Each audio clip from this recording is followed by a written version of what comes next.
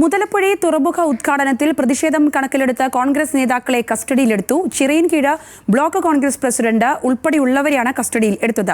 ഉദ്ഘാടന ചടങ്ങിലേക്ക് ക്ഷണിച്ചിരുന്ന നേതാക്കളെ അടക്കം കസ്റ്റഡിയിൽ എടുത്തിട്ടുണ്ട്. അർജുൻ രാജുണ്ട് വിശദാംശങ്ങളുമായി. അർജുൻ, കേന്ദ്ര ഫിഷറീസ് സഹമന്ത്രി ജോർജ് കുര്യൻ അടക്കം ചടങ്ങിൽ പങ്കെടുക്കുന്ന സാഹചര്യത്തിലാണോ ഇത്തരത്തിലുള്ള ഒരു ഈ പ്രതിഷേധം കണക്കിലെടുത്തുകൊണ്ടുള്ള കസ്റ്റഡിയിലെടുക്കൽ? എന്താണ് അവിടുത്തെ ഒരു സാഹചര്യം?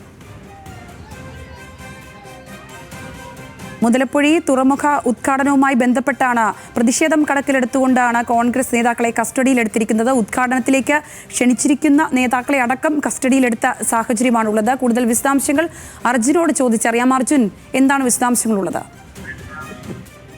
സംഗീത മുതലപ്പൊഴി മത്സ്യബന്ധന തുറമുഖത്തിന്റെ സമഗ്ര വികസന പദ്ധതി ഉദ്ഘാടനമാണ് ഇന്ന് മുതലപ്പൊഴി ഹാർബറിൽ നടക്കുന്നത്. മുഖ്യമന്ത്രി ഓൺലൈനായിട്ട് ഈ പരിപാടി ഉദ്ഘാടനം ചെയ്യും.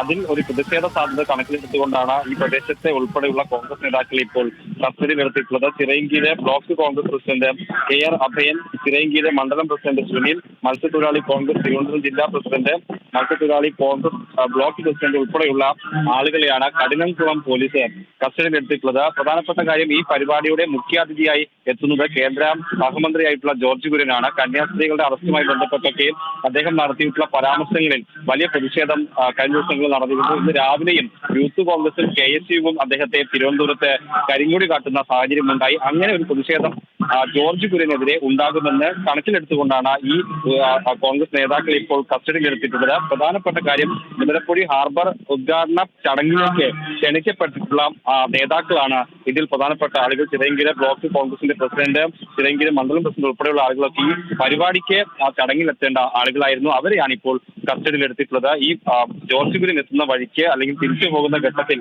പ്രതിഷേധ സാധ്യതയുണ്ട് എന്ന് ചൂണ്ടിക്കാണിച്ചുകൊണ്ടാണ് കഠിനംകുളം പോലീസ് ഇവരെ ഇപ്പോൾ കസ്റ്റഡിയിലെടുത്തിട്ടുള്ളത്. ശരി അർജുൻ.